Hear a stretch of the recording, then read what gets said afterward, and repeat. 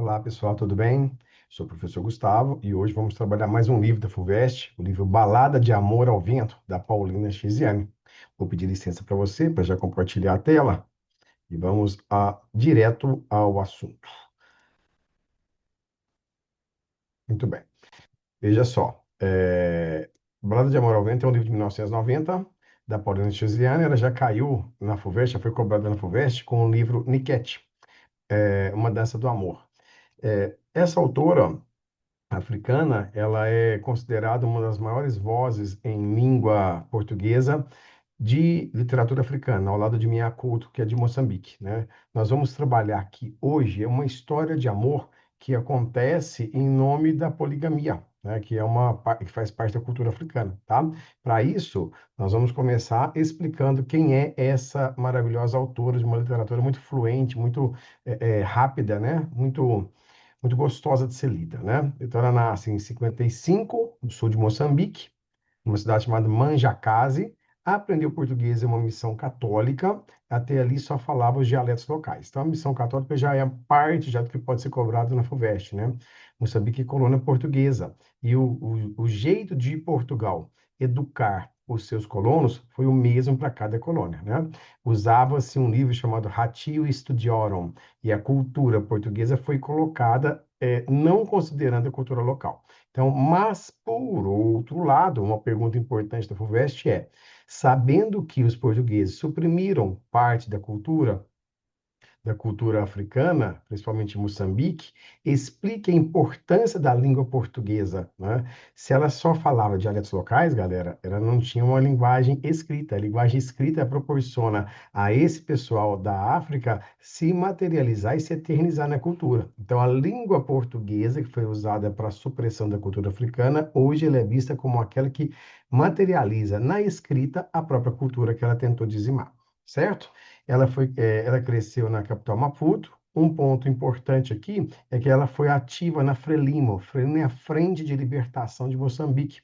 É uma espécie de partido político que tem um viés socialista, ligado aí, né, à Rússia. A gente viu isso onde? No livro Bom Dia, Camaradas, que caiu na UFO, no livro Mayombe, que também foi cobrado na FUVEST. Então, o governo pós-português na África, especialmente em Moçambique, ele foi liderado por essa Frelimo, que é uma frente de libertação de Moçambique ligado à política de esquerda, tá? O estilo literário explora o cotidiano como cultura local, sempre, então nós vamos estudar África aqui, tá? E os temas comuns nessa obra e em outras obras dela, o casamento forçado, a poligamia, o machismo e a sociedade patriarcal. Então, isso aqui, ó, já dá um monte de, não só perguntas para você, mas temas de redação que a FUVEST pode cobrar. Lembramos que a FUVEST esse ano mudou o estilo, né? Em breve falaremos também do modelo de redação. Vamos estudar juntos, né, essa nova proposta para criarmos um curso que esteja à altura dos que os de literatura têm sido até então, né? Vamos lá, contextualização. Primeiro romance da autora, publicado em 1990, e isso faz ela sair do anonimato, né? Trata-se do primeiro romance em Moçambique, publicado por uma mulher, então é o primeiro dela e o primeiro de uma mulher, né? Então tem duplamente aqui um sentido para a FUVEST. Lembramos que a FUVEST esse ano só pediu literatura escrita por mulheres, por autoras. E a maioria dos temas que nós estamos discutindo em cada obra fala da questão da mulher na sociedade, tá? E aí a gente poderia lembrar você de estudar um tópico importante, a interseccionalidade cultural, tá? É, essa interseccionalidade fala de três pontos que se interseccionam. Vamos montar aqui o espaço, né? O eixo X, o Y e o Z. Vamos pensar que alguém na sociedade pode nascer mulher. Esse é o ponto X, o eixo X.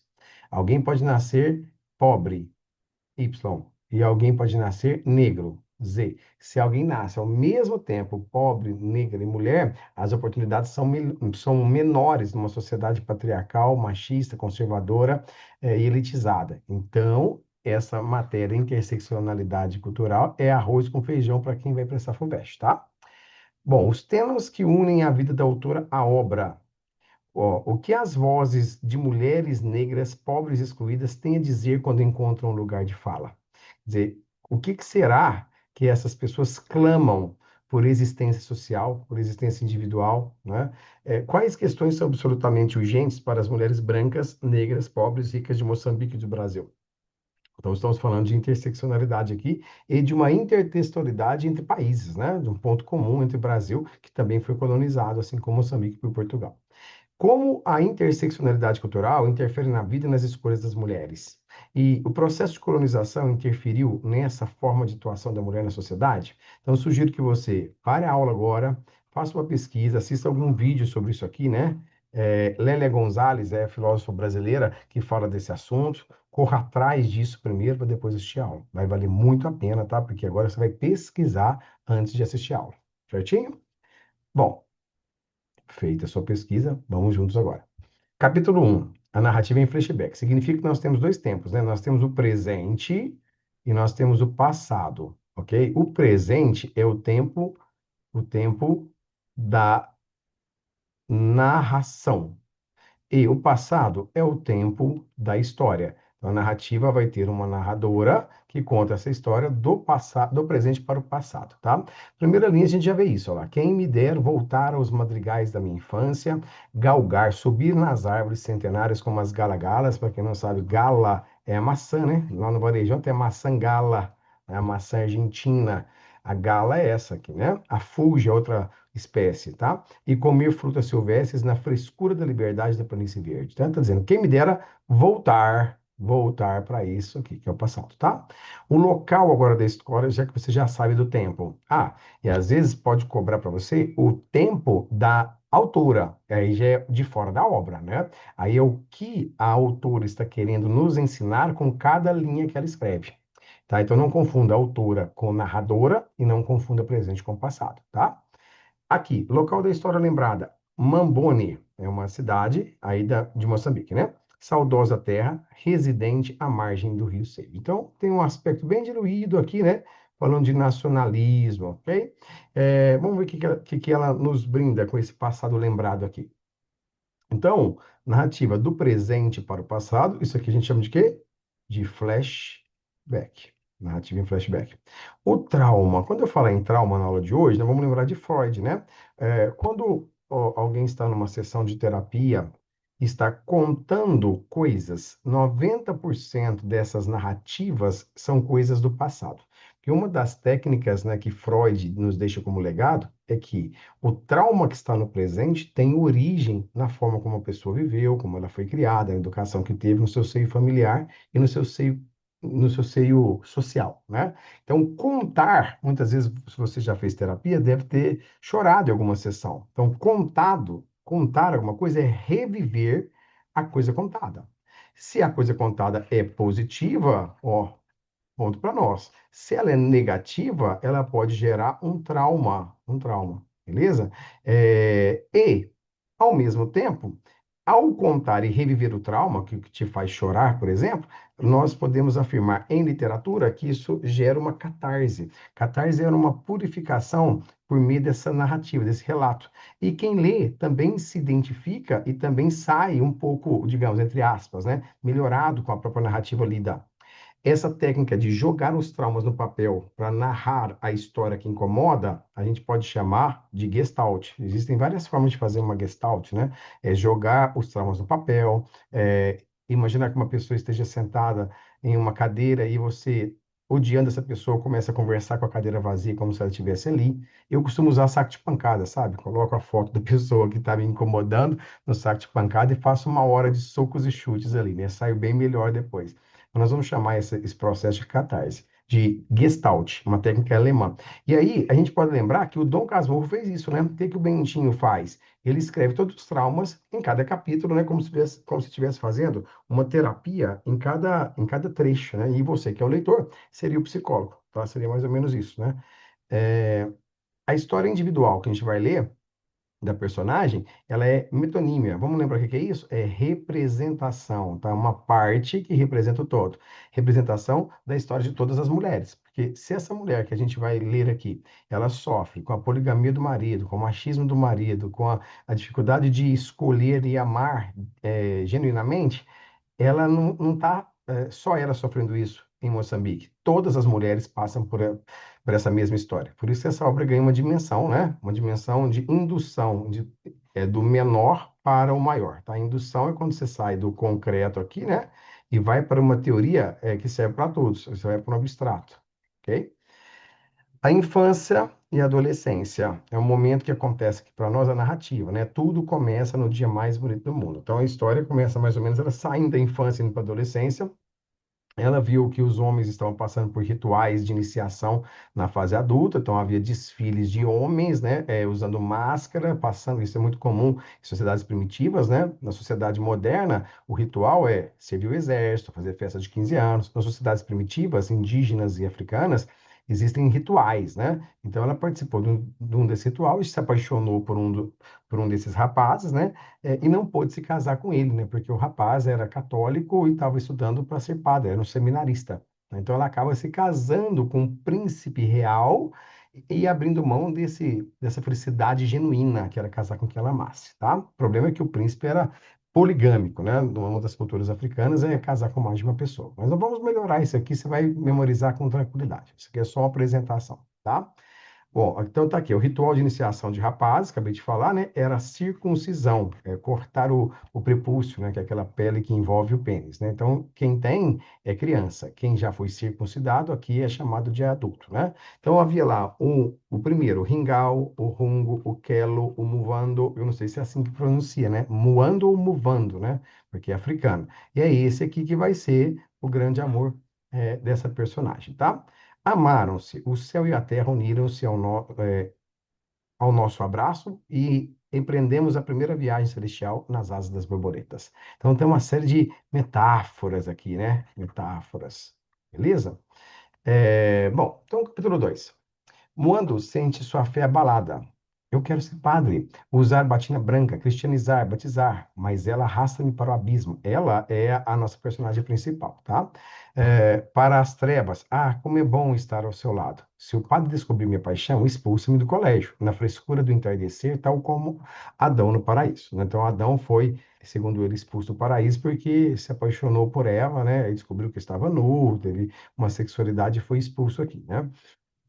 Bom, então aqui a gente pode falar que esse personagem, o Wanda, ele exerce sobre nós uma ideia de personagem barroco. Por que barroco? Porque ele está sobre um pêndulo, né? Ele está entre o desejo sexual e está dividido entre a castidade medieval, né? A pureza da sua virgindade. Então ele fica num pêndulo oscilando de um lado a outro, mostrando que ele sofre um conflito barroco aqui, né?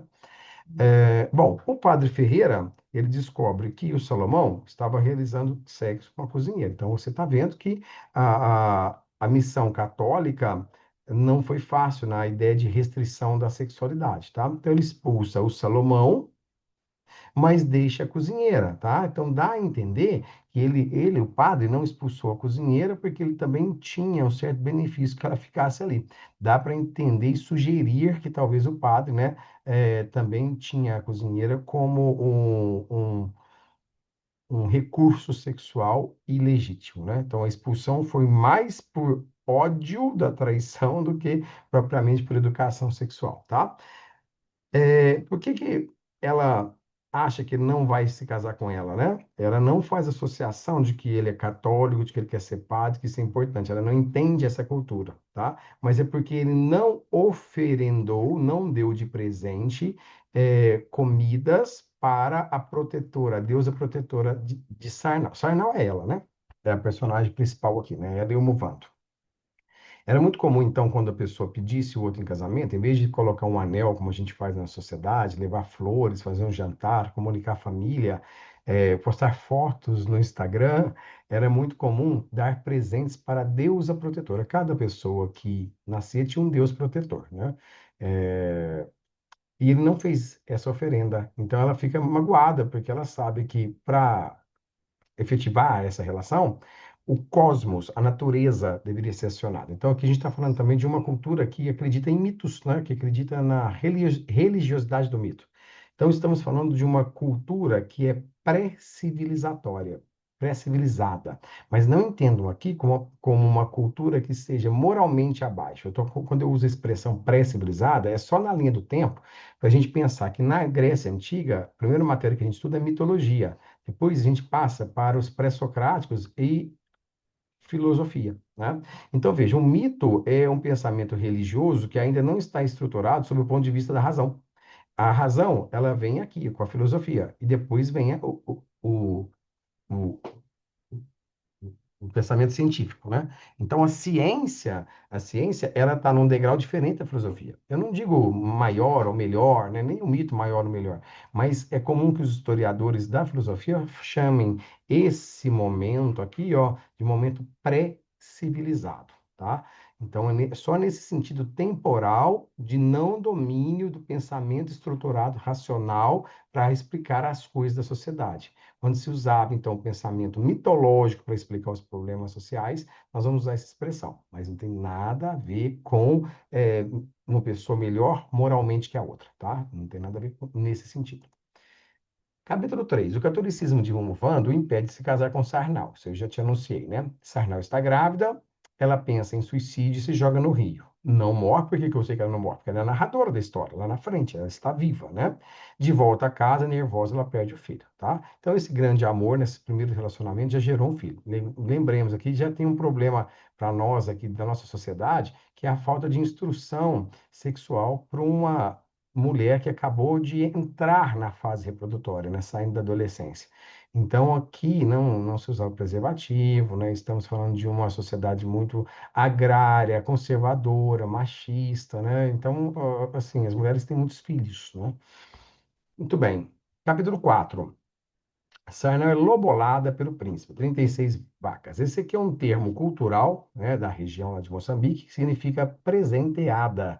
Sarnau, ela, do mesmo jeito que o homem tem que dar presentes à deusa protetora da mulher, tem que indenizar a família. A gente poderia chamar isso aqui no Brasil, muito comum no século XIX, de dote. Dote era o presente em dinheiro que o pai da noiva dava para o noivo. Como o noivo agora é o príncipe, é ele que dá o presente, entendeu? Agora, fica muito estranho para nós aqui no Brasil, né? O pai da noiva dá o dinheiro para o noivo para casar a filha, parece estar vendendo a filha. Então, o dote se transformou num presente de casamento. Presente de casamento, certo? É isso. Foram dadas 36 vacas, além de um desfile, né? Com homens vestidos com peles de animais e tal. Então, 36 vacas é para sustentar a família, né? E isso é como se fosse o selar do compromisso matrimonial, né? Sarnau agora pertenceria à família Zukula, sobrenome do príncipe Nigila, Nigila Zukula, tá? O homem mais desejado do mundo. Então, isso aqui eu coloquei para vocês, é uma espécie de lobolo, tá? Só que na cultura dela, em vez de dar esses presentes materiais aqui, davam vacas. No capítulo 5, né? Agora ela é esposa do rei, tá? Segundo a sua mãe, Sarnau, o homem é Deus na terra. Teu marido, teu soberano, teu senhor, e tu serás a serva obediente, escrava dócil, sua mãe e sua rainha. Veja só, então aqui é cultural. A mãe dela está legitimando a submissão nela em relação ao marido. Está dizendo, você vai ter que obedecer, o seu marido é soberano. Então, isso aqui a gente está falando de uma questão que é cultural. Uma questão que você não pode errar na FUVEST. Isso aqui é certo ou errado? Aí você, que aqui no Brasil está fazendo a prova, é uma pessoa feminista, que defende a igualdade das mulheres, você vai lá e coloca que está errada a questão.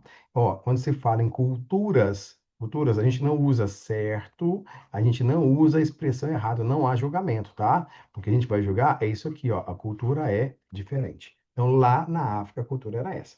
Agora, o que que você pode responder? É que na visão de Sarnau, ela vai, ela vai negar essa submissão e ela vai negar principalmente a ideia de poligamia, que o rei vai ter várias esposas aqui, né? Então, ela nega, tá? Então, cuidado com o tipo de pergunta que está sendo feita a você, né? Essa cultura está certa ou está errada? Não tem essa resposta. Essa cultura é simplesmente diferente. Na visão de Sarnau, ela nega parte da cultura. Não queria que fosse desse jeito, tá? Bom, então, a mulher, então, lá na África, vai ser o quê? Objeto, analfabeta e submissa nessas obras. A maioria das mulheres, todas assim, tá? O homem, sujeito ao, Ele não é mais objeto, ele é sujeito, né? Então, ele não complementa um verbo, né? Ele é o dono da ação, certo? Alfabetizado e emancipado. A poligamia, ó, esconder o teu sofrimento quando o homem dormir com sua irmã mais nova, mesmo na tua presença, tá? Então, aqui, a sociedade inteira legitima isso, né? Muitas vezes ela ficava magoada porque ela tinha que arrumar a cama para ele se encontrar com a Paty, que era outra esposa dele. Ele foi tendo mais outras, né? Um monte, né? E ela tinha que arrumar a cama e preparar tudo. Então, qual é a função dessa primeira esposa real aqui? É a geração de um príncipe. O problema é que quando começar a nascer filho aqui, ó, vai nascer só mulheres, tá? E aí, então, o rei vai praticamente não valorizar essa esposa, porque ela não está cumprindo o seu papel. Veja, numa sociedade primitiva, pré-civilizada, como eu falei, eles acham que gerar filhos é uma obrigação, é uma competência feminina, e quando ela não consegue, é falha dela, e nunca falha do homem. Veja, isso não é falha em lugar nenhum no planeta, né? Mas na sociedade que pensa assim, acaba segregando uns em relação aos outros, tá? Como presente de casamento, ela ganha isso aqui, ó, um pilão, ou seja, símbolo do trabalho. Então, uma mulher, mesmo sendo rainha, ela tem que trabalhar, ela tem que usar o pilão, ela tem que desenvolver as coisas da casa, ela tem que limpar, ela tem que cozinhar, né? Enquanto o homem não precisa fazer nada. Então, para você decorar isso aí, né, lembra de Homer Simpson. A esposa faz tudo em casa. O homem chega e diz: "Tô cansado". Abre uma Duff e vai ver televisão, não faz nada, tá? E ele tem quantas mulheres para fazer isso por ele? Tem um monte, né? Isso aqui é uma foto de uma poligamia real aí na África, né? Capítulo 6. Ó. A vida de rainha e primeira esposa. Esta vida de soberana dá-me prazeres novos. Veja, ela era pobre, né? Agora é esposa do rei. Pela manhã percorro o mar verde dos campos da tranquilidade e do poder, ostentando sobre as gentes a vaidade de ter triunfado sobre todas as mulheres da minha tribo. Então, no primeiro momento, ela teve o que a gente pode chamar de gozo, né? O que é gozo? De um prazer da vitória, de estar numa posição de regalia, mesmo fazendo o que todas as mulheres têm que fazer, isso é comum lá, ela é uma mulher diferente, porque ela é esposa do rei. Então, o que que ela tem agora? A casa mais bonita, a decoração é feita com tapetes de pele de leopardo, ela tem um vestido para cada dia do ano, ela tem joias, comida. Então, aparentemente está tudo bem. Só que ela não tem o quê? Ela não vai ter a felicidade é, sentimental, beleza? A hora que ele começar a arrumar outras esposas, ela vai começar a se sentir mal. Então, um ponto importante de exercício aqui que a FUVEST pode cobrar é que ela é a favor da monogamia, tá? E nessa história só tem um homem que é monogâmico, que é o cara que é católico e que infelizmente queria ser padre, que é o Muvando, tá? Então eles vão ficar juntos no final da história nesse sentido agora, né? Não que ela quer deixar de executar as funções femininas. Com o Muvando, ela também vai lavar, ela vai passar, vai pescar, vai trabalhar em casa, cuidar daquilo que uma função feminina da época exigia. Só que agora ela é esposa de um cara que tem uma mulher só, que é ela, tá? Mas calma que a gente ainda chega lá. Se bônus é algo positivo, ônus é para baixo, né? Convive com 8 esposas e é obrigada a preparar a cama para elas amarem seu marido. Para elas, tira o si, por favor, amarem seu marido. Arremessou um violento pontapé no traseiro que me deixou estatelada no chão. Enviou-me uma bofetada impiedosa que me fez saltar um dente. Então, além disso, ela sofria um relacionamento. Para nós, hoje era abusivo em tudo quanto é situação, né? Nós não aceitamos a poligamia, o homem era violento na linguagem, ele fazia ela arrumar a cama para ele ter relação com outra mulher, mas agora aqui esse relacionamento é abusivo no sentido físico, né? É, fisicamente. Ele batia nela, ok? E é óbvio que ela não tem lembrança nenhuma positiva disso, né? Então, no capítulo 7 agora, desloca-se o eixo para Movando. Então, aqui tem uma situação de foco narrativo. Toda vez que o foco narrativo não for falar das memórias dela, for falar do que Movando fazia é, enquanto ela estava esposa real, a narrativa vai para a terceira pessoa. Quando o Muvando foi, por exemplo, extraditado para Angola para trabalhar em fazendas de café, a narrativa fica em terceira pessoa. Por quê? Porque ela não é uma testemunha ocular. Ela só é testemunha ocular daquilo que ela viveu. Então, a narrativa agora, ela oscila de primeira para terceira pessoa e depois ela volta, tá? Então, primeira pessoa, narrador testemunha, narrador personagem, que é Sarnal, né? E terceira pessoa, quando um outro narrador qualquer vai contar a história de Movando. Quando Movando está vivendo com ela e ela está presenciando, volta para o primeiro. Beleza, o Movando então casou-se com Sumbi, ou Sumbi, não sei como é que se fala, era a mulher mais bonita aí da vila, né? Uma mulher que os homens a cobiçavam o tempo todo, né? Só que a família, essa família não conseguiu, a família dele não conseguiu lobolar essa mulher, né? Porque ela precisava de 12 vacas no mínimo. Veja só a diferença, hein? A Sarnal ganhou 36, né? Porque é filha do rei. O filho do rei queria casar com ela. Uma pessoa comum aqui, né? Como Muvando, precisava de 12 vacas e só tinha 5. Então, quer dizer, não é fácil, né? O casamento é uma plataforma de ascensão social também. Se casaram, tiveram um filho que morreu aos 2 anos, então a vida do Muvando também foi negativa. Ele teve que se mudar com a esposa para um subúrbio por dois motivos. Primeiro, que ela era assediada por todos os homens. E segundo, que ela era uma mulher que se sentia rainha. Então, ela não lavava, não passava, não cuidava da comida, não fazia nada. Quem tinha que fazer era o esposo Muvando, mais os cunhados e o sogro. E todos os homens começaram a cobrar dele, dizendo: olha, peraí, você está na África. Aqui quem manda são os homens. Você está sendo liberal demais, por quê? Porque você foi contaminado por ideologia católica. Então, o fato dele ser um sujeito não violento, não bater na mulher, não obrigar a trabalhar, isso mostra que teve um ponto positivo da colonização católica, mas que não foi bem compreendido para quem era nativo. Por isso ele foge, então, tá? Então, como católico, ele não submetia a esposa. Homem que se deixa dominar por uma mulher não merece a dignidade de ser chamado de homem e muito menos ser considerado filho de Mambone. Então, peraí, existe um determinismo aqui, ó, embutido na cena, que diz que o homem é fruto do meio em que ele está inserido. Como ele quebra o determinismo, ele passa a ser subjugado pelos próprios homens. É ele que passa a sofrer. Então, é como se fosse uma obrigação do homem cumprir aquilo que todos os homens fazem.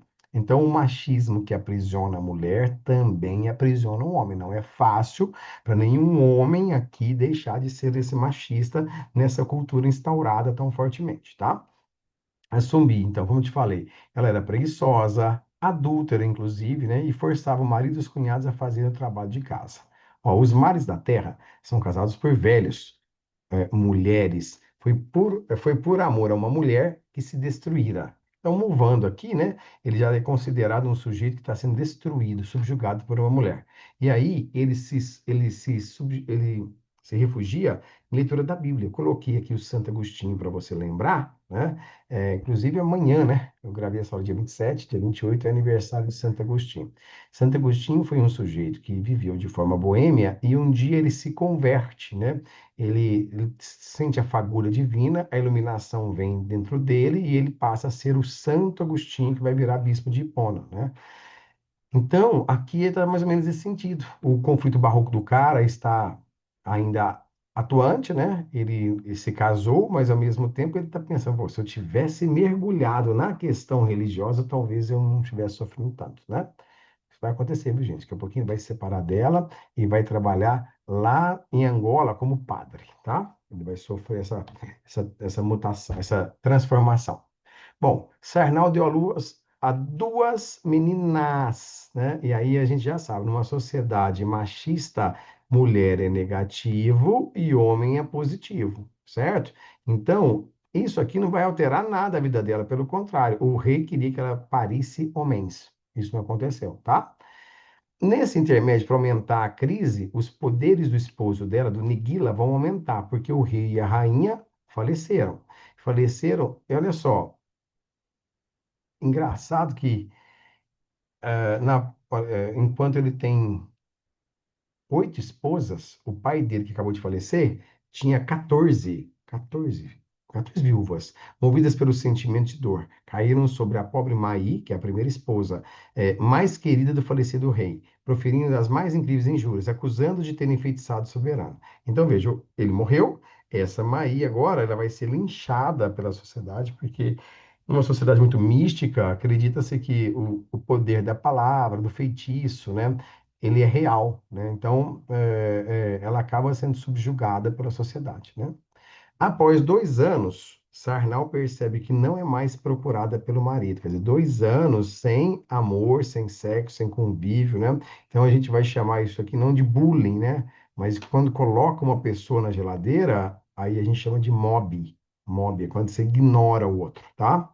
Então daí o conflito, ó. Deseja ser solteira, faltou um R aqui, por não concordar com a poligamia. Então veja, ela não está questionando o papel da mulher enquanto submissa. Ela dá só um passinho a mais, né? Ela fala, ó, eu não quero a poligamia, tá? Então, quer dizer, tem gente aqui no Brasil que deu outro passinho. Não quer a submissão, não quer a poligamia, quer a liberdade, a autonomia, via trabalho, nada de depender do homem, né? Muito bem. A volta de Muvando. Retorna à cidade e se apressa como servo de Sarnal. Ele vai se alistar no exército como servo de Sarnal. E aí você já sabe, né? Os dois vão virar amantes. Por isso eu coloquei o quadro do René Magritte aqui, os amantes, né? Esse lençol aqui, ó, prova que eles tiveram relação sexual numa cama. Ele está sendo usado para não mostrar o rosto das pessoas, né? Então, um beijo que não é beijo, isso é surreal, tá? Mas um brilhante quadro mostrando o quanto é difícil, né, essa relação proibida na sociedade, né? Ninguém pode se mostrar. No capítulo 9, a gente vai buscar um pouquinho de Freud. Olha só. Suas carícias envolvem-me como um manto suave, tão suave como a plumagem dos pintos recém-nascidos. Pintinho mesmo, tá? Eu não resisto, estou perdida. Este reencontro é com certeza prenúncio de uma tragédia, sinto-o. Vamos lembrar que a gente tem em Freud, né? A gente tem em Freud três teorias, né? Deixa eu explicar antes de mostrar, antes de fazer associação. O ego é uma energia mental ligada ao prazer. É como se o nosso cérebro produzisse um sim para cada desejo nosso, tá? Só que você sabe que você não pode realizar todos os desejos. Quando você vai crescendo, sua própria mente vai regulando o que pode ser feito e o que não pode ser feito. Quando ela diz não para todos esses nossos desejos, nós vamos chamar de superego. Então, opa, eu coloquei no lugar errado aqui, tá? Esse sim é no id, aqui embaixo, né? Então, quando a gente começa a fazer as nossas escolhas, entendermos como sujeito ativo, nós não somos nem o superego, nem o id. Nós somos o meio termo, né? Nós somos o ego, tá? Então, por exemplo, a minha primeira opção como profissional era ser ator. Então, meu id dizia sim para ser ator. Só que eu me casei com 17 anos, né? Eu não pude realizar esse sonho, e tal, e hoje eu sou professor. Então, superego me jogou para a ideia de ser professor. Agora vamos analisar. Ator tem um palco, eu fico na frente e os alunos me olhando, né? Ator ensina cultura para os outros, professor também ensina cultura para os outros, né? Então, de alguma forma, o que que o meu ego fez? Fez eu achar uma solução, já que eu não pude ser ator, a minha solução foi a ser professor. Então, veja só, enquanto o id diz sim, o superego, que é a regra social, diz não, e o ego acha um jeito de satisfazer as duas partes. Como professor, eu consigo levar dinheiro para minha família e sustentar minha família, é, e isso eu faria se fosse ator.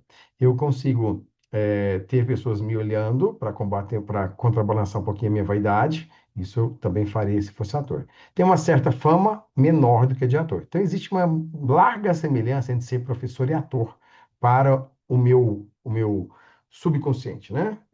Então aqui na obra a gente pode pensar que o Nigila seria o que proíbe a liberdade total dessa menina, né, da Sarnal. O Muando é essa liberdade, seria extravasar do amor, né? E aí, o que, que seria esse ego, né? O que ela vai fazer? Ela vai agora entrar nesse conflito também barroco. Ela vai ficar dividida entre ser mãe de duas filhas, cuidar dela, ser esposa real, e ser amante de Movando, satisfazendo seus desejos mais primitivos pela pulsão chamada id, né? O que que o ego vai fazer? Vai chegar no finalzinho, a gente sabe, ela vai fugir, ela não vai ficar com nenhum e nem outro, pelo menos por um tempo, né? Até chegar no último capítulo que eu não vou te contar ainda. Muito bem, né? Aí, ó, eles se encontram numa caverna, né? E se tornam amantes, que é o que você viu aqui, né? Essa tragédia, o que que é? Eles se tornam amantes. E desse amor vai gerar um outro filho, ok? Capítulo 10. Está grávida de Muvando, de novo torce para o filho não se parecer com o pai. Por quê? Esse Muvando é branco, né? Tem a pele mais clara, né? Branco, branquelo, não, mais claro, né? E Pati faz para ela um feitiço para morrer no parto. Lembramos que Pati, a segunda esposa real, é também branca. Muvando propõe fuga. Ela não quer, ela dá à luz. E aí nasce um menino branco. E todo mundo que é leitor sabe, nossa, ela vai ser morta e tal. Mas como a sociedade primitiva é bem religiosa, o que que elas vão achar? Como a parte fez um feitiço para que ela morresse no parto e ela não morreu, o resultado desse feitiço foi não a morte, mas a criança ter nascido branca, da cor da feiticeira. Então, todo mundo acreditou nisso e ela se sentiu aliviada, né? Pelo menos não vai morrer instantaneamente. Capítulo 11. O parto foi difícil, a criança nasce com a pele branca, Muvande e Pati têm essas peles claras, né? Sarnal deseja terminar com a relação adulta. Ela está com medo. Quem é que está mandando ela agora? O superego, né? Está dizendo não ao prazer. Capítulo 12. Sarnal não quer fugir por causa dos filhos, mas por pressão de Pati, escolhe a fuga, pois seria morta na ponta da lança. Tá? Então, Sarnal vai ter que fugir, porque Pati está dizendo, eu vou te denunciar. Vai embora, some daqui. Ela vaza. Sarnal decide abandonar os filhos e fugir como vão. Então, ela vai deixar o filho, que supostamente o rei acredita que é filho dele, e as duas filhas, tá? Entramos no barco e navegamos rápido com velocidade de tempestade. Tá vendo? Ela, como é uma pessoa que tem pouco estudo, ela não sabe te dar o valor físico dessa velocidade, essa grandeza vetorial. Ela não sabe. Mas ela está dizendo que foi rápido, como uma tempestade. Então, tudo aqui vai ser coisa tirada da cultura, da natureza deles, né? Ó, e tudo ia ficando para trás. A minha terra, ó o id ficando para trás. A minha terra, o meu rio, o meu vento, os meus filhos, né? Adeus tudo que foi meu. Adeus, adeus, adeus, né? Muito bem, estamos caminhando para o final. Então ela vai fazer o quê, né? Nós estávamos aqui em Mambone, certo? Ela vai para a ilha de Vilancudos, para a aldeia de Vilancudos, tá? Quer dizer, ela está não muito distante, mas já distante. Ela vai trabalhar num lugar isolado como pescadora, eu movando como pescador. E aconteceu o que ela sonhou, né? Ela vai virar uma dona de casa. Isso aqui para ela é positivo, não é um problema. O que era negativo, que era poligamia, virou monogamia. Então agora ela está feliz aqui, né? Embora não tivesse mais com os filhos. Mas sentimentalmente ela está vivendo de uma forma tranquila. Você já sabe o que vai acontecer, né? O rei vai tocar o terror, então, vai mandar funcionários dele, funcionários reais, buscarem por toda a região até acharem esse pessoal. Aí você se lembra que existia uma cidade na Grécia chamada de Ítaca e a cidade chamada de Troia. E a guerra de Troia aconteceu porque Paris raptou a mulher mais bela do mundo, chamada Helena. O problema é que Helena era esposa nada mais, nada menos de que de Menelau. Quem era Menelau? O rei de Esparta, que era a cidade-estado mais violenta de todos os tempos, né? Então, o que que Menelau faz? Ele fala que se a Helena não voltar, ele vai acabar com a Grécia. Zé Ramalho fez uma música para isso, ó. Uma luta de gregos e troianos por Helena, mulher de Menelau. Conta a história que um cavalo de pau acabou com uma guerra de 10 anos. Ela só pensa em namorar. Ela não dá para associar? Quem que seria o nosso Paris aqui, ó? O Muvando. Quem que seria a nossa Helena? A Sarnal. Quem que seria o nosso Menelau? O Nigila, certo? Então, ó, está se repetindo aqui uma espécie de guerra de Troia, certo? E é por isso que o Muvando, ele se alista no navio que leva degredados para Angola, né, do lado da África do Sul, aqui, ó, vamos pegar a África inteira aqui, a gente está falando de Moçambique, que é aqui, Angola é do lado de cá, certo? Então o navio vem e faz isso aqui, ó. Ele vai trabalhar na abertura de fábricas de café, de cacau e de fumo. São fazendas que são coordenadas por Portugal, porque Angola também é colônia de Portugal. Aliás, Portugal queria também essa área do meio aqui, ó, onde está Zimbábue, para poder fazer um cinturão aqui na África e não precisar dar a volta lá por baixo, no Cabo da Boa Esperança. Esse era o grande projeto português. Só que eles não conseguiram. Então, por isso que dá todo esse trabalho. Eles vão levar a gente para lá em nome do progresso, e esse progresso é relativo, você sabe, né? Esse progresso vem com toda a colonização portuguesa e a supressão da cultura de um povo, tá? No capítulo 14, eles chegaram à ilha Três Guardas de Niguila, tá vendo aqui os soldados, ó? Aqui como se fosse Ulisses, Aquiles e Ajax, os soldados, os três, né? Dá para fazer uma analogia lá, ó. Ulisses, Aquiles, maior de todos, né? E Ajax, beleza? É, Naambi foi amigo de iniciação. Então, ele estava no capítulo 1, naquela festa de circuncisão, para transformar-se em adultos. E esses caras se alinharam ao exército real, enquanto Muvando não. Muvando se casou com Sumbi, não quis. Quando ele volta para se alistar no exército real, ele se torna amante da rainha, né? E agora ele está sendo perseguido pelo exército real. Fechou tudo aí? Ó, então preciso matar-te. Olha a educação, né? Se dá licença, eu te dar uma matadinha, por favor. Preciso de silenciar-te para ganhar louvores do rei, né? Então o rei dava prêmios para aquele soldado que fosse mais eficiente, tá? Por medo, discutem e Muvanda chega a duvidar da paternidade. Então ele fala para ela: olha, será que esse filho é meu mesmo? Será que tá valendo a pena fugir com você? E aí, né, ela fica super chateada, né, com isso, né? Até pela cor da pele, né? Seria fácil identificar esses dois. Mas para quem está lendo, sabe que ela só se relacionou com ele mesmo, né? E havia 2 anos que não se relacionava com o próprio esposo. Beleza? Então aqui, ó, ela dá uma de Cecília Meirelles. Quando eu falo, mundo, tu és nuvem, está dizendo que o sujeito é volátil, que o sujeito é inconstante, que não precisa acreditar nele, né? Que ele tem opiniões que não são solidificadas, né? E aí, então, depois dessa discussão, ele vai embora. Então, Moando entra no navio negreiro com destino a Angola. Trabalharia nas lavouras de cana, tabaco e cacau. Em nome do progresso africano, né? Os europeus fizeram esse imenso favor, né? Só que o lucro ficavam todos com os europeus. Foi degradado, portanto, quer dizer, foi expulso porque afirmou ter um relacionamento com uma prostituta, que era proibida pela lei, né? De um sujeito que foi colonizado por Portugal e etc. Então, ele vai trabalhar nas lavouras. No capítulo 16, agora vai para a terceira pessoa, porque ele está saindo de perto dela, tá vendo?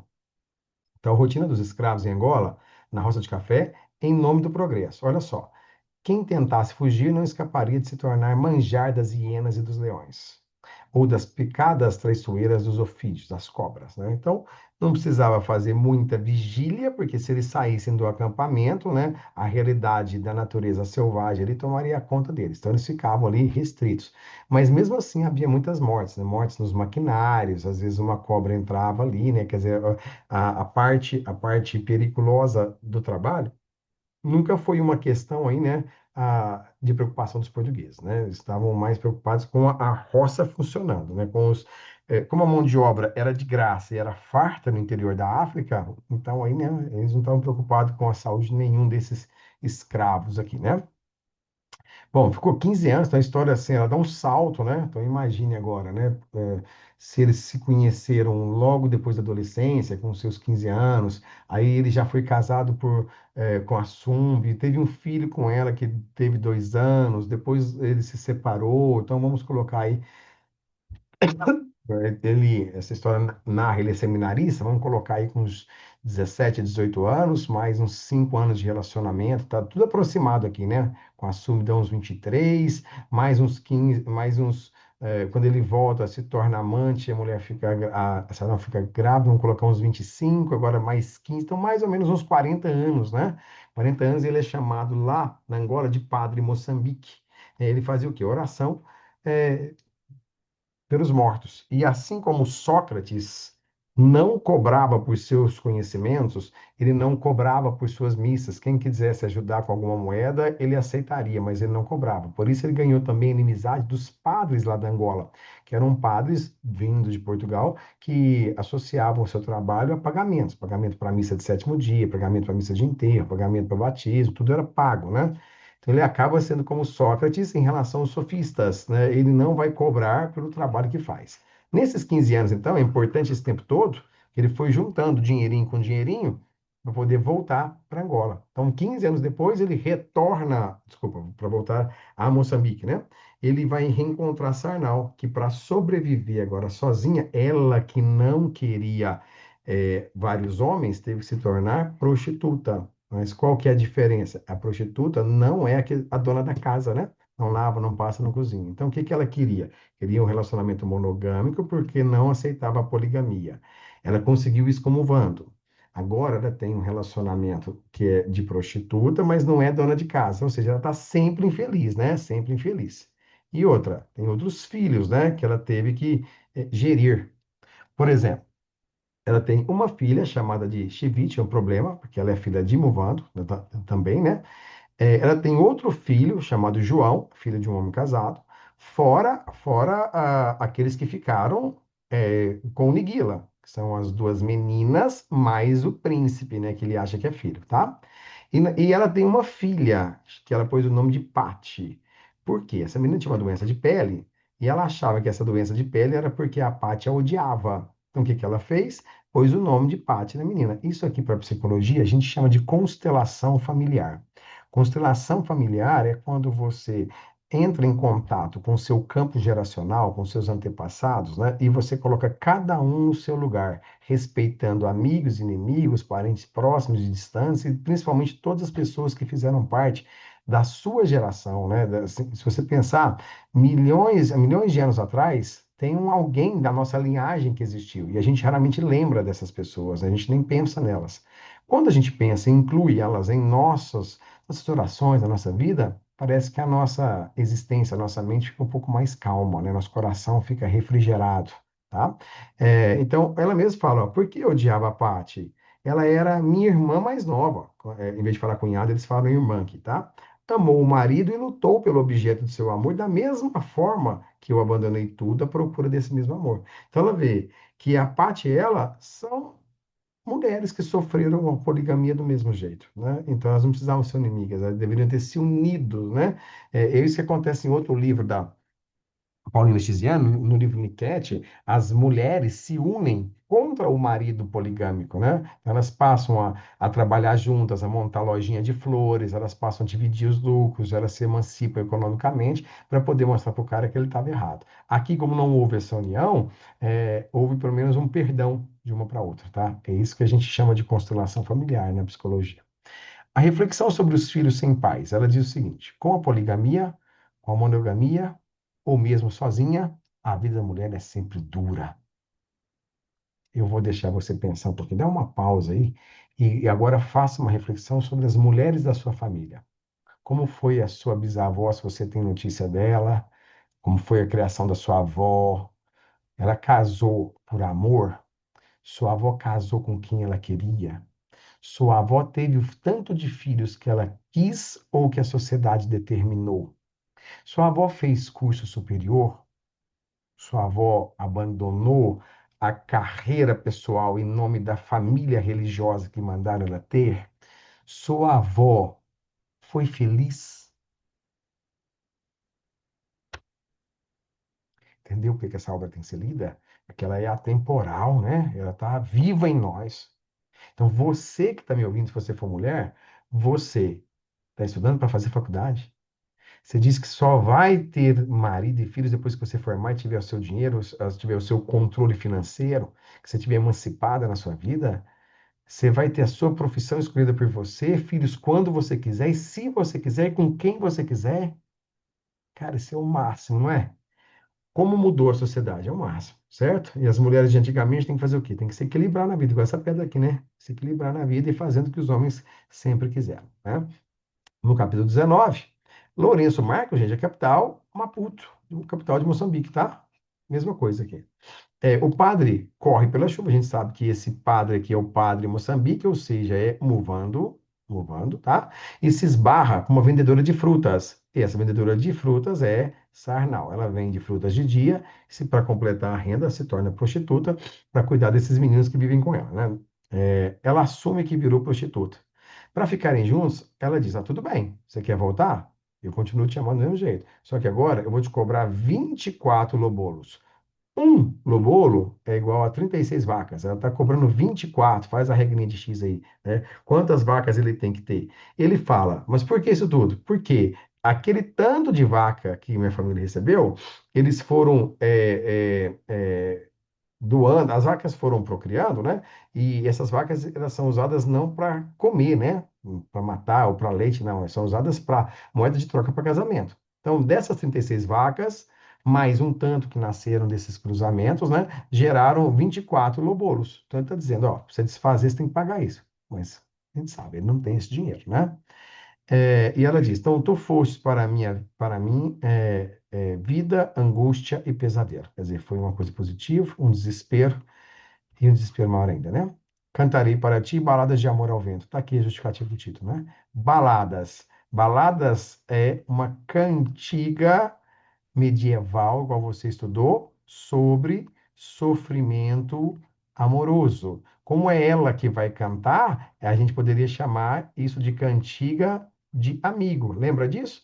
Então, ó, cantiga é música de sofrimento amoroso, de amigo, quando o sofrimento é feminino, porque é ela que está sofrendo. Eu até diria que ele está sofrendo, que ele também, assim, acho que não deve ter sido fácil, né, ser o que ele foi numa sociedade que não compreendia também, né? Mas a gente sabe que o sofrimento da mulher é maior do que o do homem, porque a mulher tem barriga, tem filhos, mulher tem ela sofre o analfabetismo, ela não tem protagonismo para ganhar dinheiro sozinha, ninguém dá emprego, ela tem que ser prostituta, tá? Então ela está dizendo, eu cantarei para ti baladas de amor ao vento, ou seja, vou sofrer eternamente por você. É uma declaração de amor, mas consciente de que nunca vai se realizar, tá? Eras para mim o mar, e eu o teu sal. Mar e sal combinam, né? Um faz parte do outro, mas ela está dizendo que eras, né? Não é mais, né? Então, ao mesmo tempo que ela está fazendo uma declaração de amor, ela está dizendo, olha, ainda não dá para a gente ficar junto, né? Precisamos acertar um monte de coisas. Mas, caminhando para o final, né?